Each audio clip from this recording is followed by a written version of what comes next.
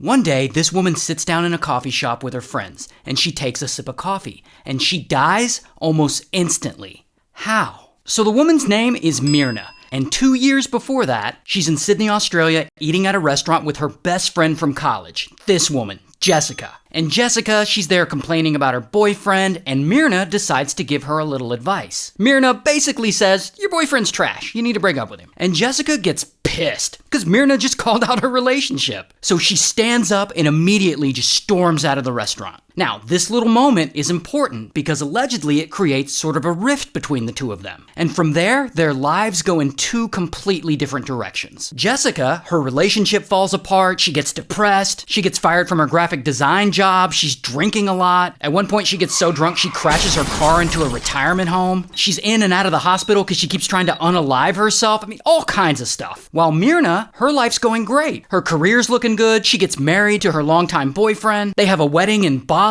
which, by the way, she doesn't invite her old friend Jessica to the wedding because fuck her. But at some point, Jessica just can't take it anymore. Mirna has the perfect life. She never has to struggle. And Jessica feels like Mirna doesn't deserve it. And that is when she allegedly decides she's gonna unalive Mirna. Now, a few years after the restaurant incident in Sydney, both Jessica and Mirna end up living in Jakarta, Indonesia at the same time because they're both originally from there. And this is perfect for Jessica's plan. So she reaches out to Mirna. Hey, want to catch up? Want to meet up for coffee? And Mirna isn't really sure. She doesn't really trust Jessica anymore. So she agrees, but she brings a mutual friend along, who we'll just call Friend. And fast forward to hours before the coffee shop meetup. Jessica texts Mirna and Friend wanting to know their drink orders because she plans on buying coffee for the whole group when they meet. Then, about an hour and a half before the meetup, Jessica goes to the coffee shop early and she scopes the place out, mentally noting where all the CCTV cameras are. Then she leaves and she goes and gets some shopping bags from another store. And she comes back to the coffee shop and she orders drinks for the whole group. Then she sits down at a table and uses the shopping bags as like a little wall to sort of block off the drinks so no one can see what she's about to do. She then puts 300 milligrams of cyanide in Mirna's coffee, twice the amount needed to unalive someone. Then almost an hour later, Mirna and Friend arrive, and they exchange hellos, and then they sit down, and then Mirna takes a sip of that poisoned iced coffee. And immediately she's like, this tastes weird. And then within just a single minute, her head falls back limp. And right there in the coffee shop, she starts having convulsions. And both staff and customers, they all panic, and everyone rushes to Mirna's aid.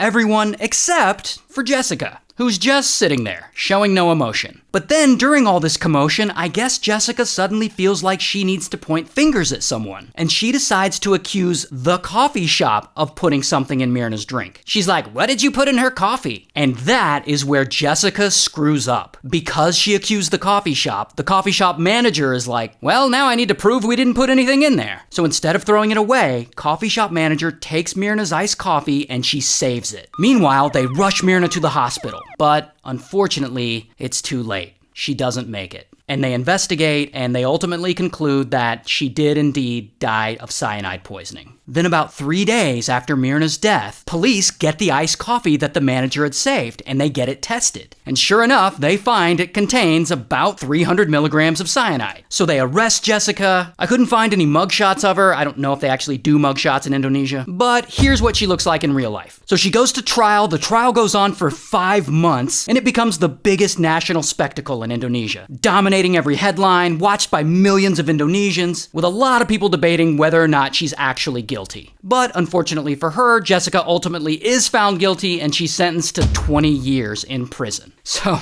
shout out to Jakarta.